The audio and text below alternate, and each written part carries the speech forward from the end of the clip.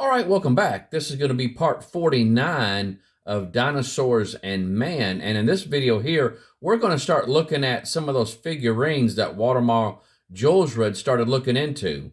If you'll notice on the screen here, he was given for the local laborers, he was given a 1 peso, which is about 8 cents, 1 peso for every figurine that they found. And it says here, quite naturally, and this comes from the book Host with the Big Hat by Earl Stanley Gardner. It says here, quite naturally, Julesrud took steps to see that he was not defrauded. Although it is difficult to conceive of how anyone could falsify a figure out of clay, bake it to the hardness of rock, bury it from 2 to 8 feet underground, leave it until there was no evidence that the ground had ever been disturbed, then dig it up again, all for the gross return of 8 cents. Goes on to say, on the other hand, workers found that if they excavated 2 to 8 feet down, they would come upon figures in hard soil which would become damaged if disturbed with a pick and a shovel. So the diggers laboriously transported buckets of water to the site, turned the ground into a giant mud pie, then dug into the mud with their fingers to unearth the figures. Julesrud filled a room in his house with these findings. Then he filled another room. Then he still filled another room, and the figures poured in.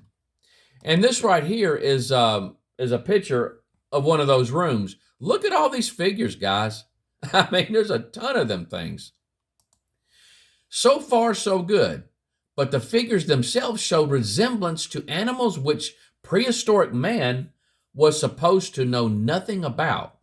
And as Julesrud pointed out, if prehistoric man knew nothing about such animals, how could the Mexican laborers have any knowledge of these animals? For instance, how would a Mexican laborer know what a dinosaur looked like? Yet some of the figures which were unearthed were apparently figures of dinosaurs executed with artistic detail and at times with considerable skill. So archaeologists didn't even bother to waste any time inspecting what Julesrud was doing. They listened and laughed, convinced that Julesrud was the victim of a huge hoax.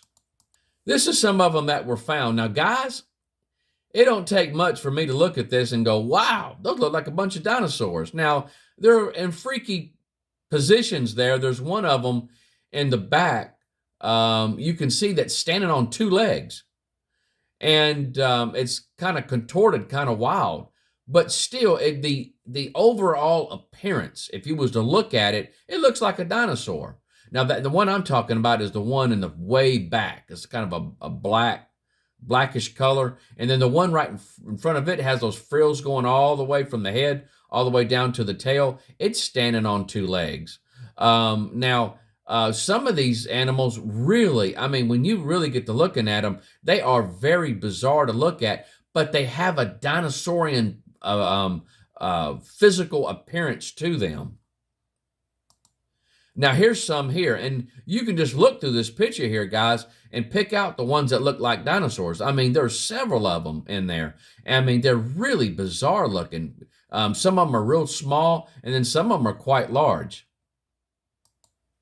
Here's some more pictures of some others that were found.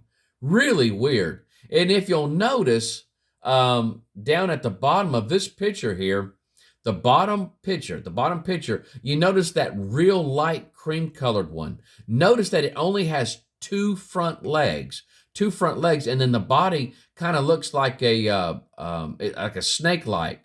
It looks like, I don't want to say 100%, that the one in front of it, or kind of off to the right of it, that black one there, it looks like that it has 2 legs also. But if you notice way back in the back there, it's a possibility that there was some legs attached to the very back. I don't know 100%, but if you see, it looks like a circle appearance. Like it's possible like one of the like the legs at the back got popped off, or at least one of them got popped off. Again, I'm not 100% for sure, so I'm not going to say that that one does have two legs, but that cream colored one has two legs. And we were talking about just recently about Marco Polo that saw that one animal that had two short legs in the front, and so very weird there. Is it coincidental? Is it possible that this was a type of animal that as yet we don't know anything about? And also Aldrovandus, when he was describing that one animal that had two front small legs. And so again, is it possible? Is it possible? So I just thought that was kind of interesting. And so there's a number of figurines that I saw that appeared to just have two small front legs, and so very interesting. Here's some more here. I mean, to me, if you was to show this to a child, they'd say, "Oh, that's a dinosaur." I mean, it's really weird. Here's another one here, and here.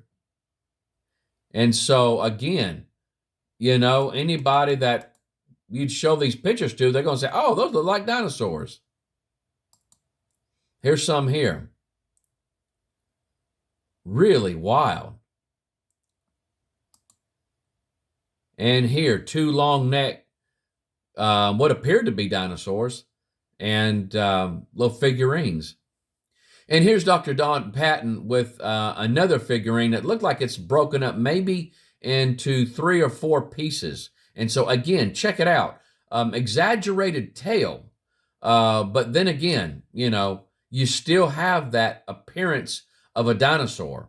If anybody was to look at this, the first thing they're going to think of is like a dragon or a dinosaur. All right, we'll stop right there. When we come back next time, we're going to talk about some of the other areas that some of these figurines were found, and to give more evidence of the authenticity of them. And just let me say that the pictures that I showed you, I was real careful to show the ones that were more of a dinosaur of nature, mainly because some of the figurines that were found, they showed more, they were really disturbing, I guess you could say, and because of the possibility of having a mixed audience. And so I'm real careful to not show the more pornographic ones, but there was some that had a pornographic nature to them, showing human and beast having sexual relations, and so bestiality, and so which is spoken against in the book of Leviticus in the Bible. And so bestiality is spoken against. And so, I go figure. I mean, you leave man alone long enough, and they'll do things that's even incomprehensible. And so, but that's not the only thing that's spoken against in the book of Leviticus. And so, but then again, those things were seen in these figurines. And so a lot of the occultic type and pagan practices that the Lord spoke about were actually committed by the people that were in the land of Canaan.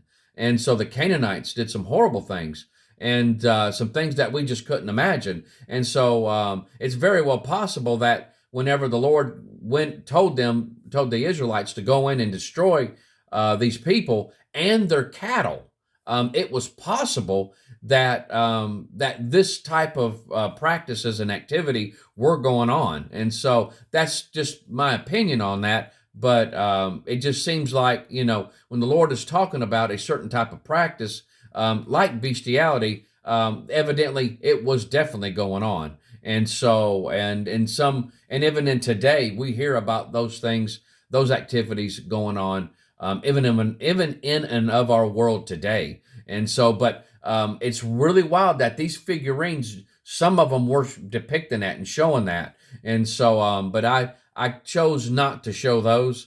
And so, but at any rate, guys, we'll talk to you next time. I love you. I hope the Lord blesses you real good. Bye-bye.